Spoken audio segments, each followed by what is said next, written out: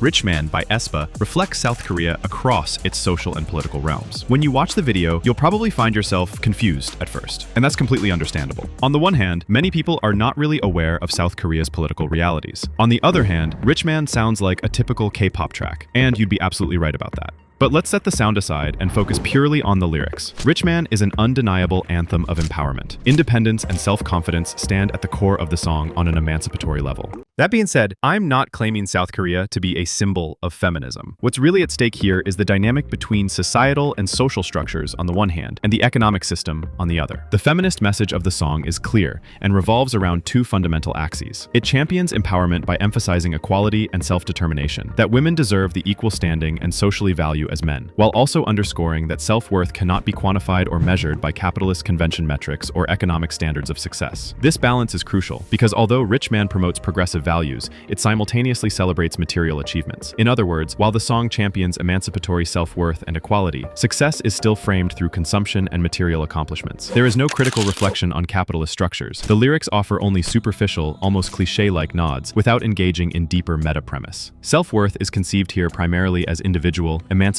empowerment, rather than as something situated within a systemic context. I know this might sound very critical, but I'll also put it into perspective at the end and clarify just how critical it really is. If we apply these two main points to South Korea, interesting parallels emerge. The left-liberal feminist aspect can be seen as representative of the social dimension, while the acceptance of capitalist desire reflects the economic dimension. You've probably heard that politics and state apparatus can be broadly divided into two spheres, societal and economic. For simplicity, we'll adopt the same approach here. The feminist signal should therefore be read through the social lens, which is progressive and left-leaning. This draws a clear parallel to South Korea, which can be described as socially liberal, while the economic sphere is also liberal. But meaning here, it is right-leaning and neoliberal, with a strong emphasis on market freedom and significant social inequality. Of course, these structural components are not separate. They correlate. A closer analysis shows that the economic sphere generally exerts a stronger influence on the social sphere, yet this results in greater ambivalence in the social dimension, compared to the economic sphere, where a clear right-leaning neoliberal dominance prevails. You don't need a deep political analysis to see it. In South Korea, governments are often reform-oriented and only socially progressive, yet structural changes to the system remain scarce. Everything takes place within an economic order that strongly favors corporations and the wealthy. This is what is referred to as incremental change, and it captures the essence of South Korea's political dynamics. Rich Man reflects exactly this tension, socially modernizing and emancipatory, economically affirming and system-conforming. There's a subtle difference. The song places more emphasis on feminist emancipation than on material desire, and therefore does not fully correspond to the typical economic-social dynamic. This is not to suggest that the song is socially left-liberal and economically right-leaning. This is exactly where I want to make a distinction. In the song, there is nonetheless a greater emphasis on feminism and emancipation, while capitalist and material successes are merely instrumental. It is only useful. This is important. They function as supporting elements rather than being an integral part of the narrative or a submotif. Of course, the song is not perfect, but this mirrors societal norms. In South Korean mainstream discourse and daily reality, this antagonism is rarely recognized. Structural questions about inequality, power relations,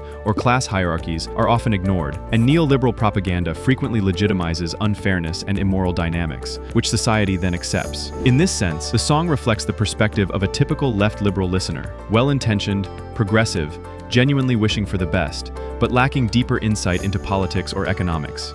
Why is this relevant? Does it make the song wrong or bad? Not at all. First, I want to emphasize, if you comment, please stay on topic. I don't want discussions about Karina's red outfit or other unrelated subjects here. Those deserve separate analyses. The focus should remain on the song. I personally don't see the song as problematic. Rather, it's the political context of South Korea that is critical. The difference lies in emphasis. Although the song does not critically challenge materialism, it remains feminist and socially progressive. While it is unfortunate that part of the song affirms materialism, this renders it liberal rather than regressive. The focus on feminist emancipation predominates, with materialistic elements contributing only a neutral or liberal nuance and not undermining the progressive message. In contrast, in South Korean politics, the acceptance of materialist aspirations and neoliberal structures generates tangible social inequalities, where uncritical actions have direct and significant consequences. Is this double standard? Should we criticize it, given the structural parallels? Well, In the case of the song, I see the materialistic elements as relatively unproblematic because they are secondary to the progressive feminist message. That's precisely why I wanted to make this video. You can enjoy the song while consciously appreciating its feminist message. The parallels with politics show the importance of critical awareness. In real life, systemic inequalities must be recognized and questioned. In art, however,